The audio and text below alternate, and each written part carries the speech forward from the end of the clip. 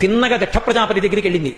ఏమి మీ ఇష్టం వచ్చినట్టు మాట్లాడుతున్నారు నాన్నగారు? ఏమి బ్రహ్మగారికి కొడుకుగా మీరు ప్రజాపతి కదా? నేను దక్ష ప్రజాపతిని విర్రవీగిపోతున్నారే ఏమిటి? శంకరుడు శ్మశానవాసి అని నీ ఇష్టం వచ్చినట్టు నింద చేశావుట. ఏమి ఆ పరమశివుడి యొక్క పాదాల అడుగున అంటుకున్నటువంటి ధూళి తీసి నిన్ను కన్న తండ్రి చతుర్ముఖ బ్రహ్మ తండ్రికి లేనటువంటి అభ్యంతరం నీకెక్కడి నుంచి వచ్చింది? అంతటి మహానుభావుణ్ణి శివుణ్ణి నింద చేసి శివనింద చేసిన వాడికి శుభాలు జరిగే అవకాశం ఉండదు. సర్వనాశనం అయిపోతావు తండ్రి.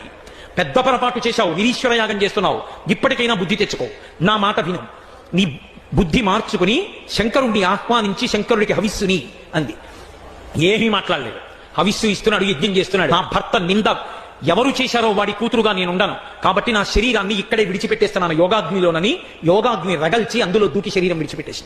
అయినా దక్ష ప్రజాపతి బాధపడలేదు. యజ్ఞం చేస్తూనే, మూర్ఖత్వానికి హద్దెక్కడ ఉంటుంది? యజ్ఞం చేస్తూనే ఉన్నాడు.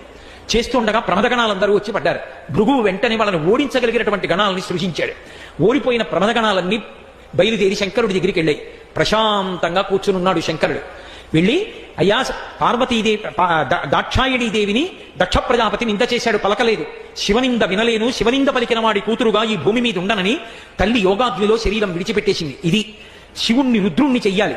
అంత ప్రశాంతంగా కూర్చున్న శంకరుడు ఒక్కసారి పైకి లేచాడు. ఆ జటలు ఊగిపోయేటట్టుగా గిర్ర గిర్ర తిరిగి భూమి కంపించిపోయేటట్టుగా తాండవం చేసి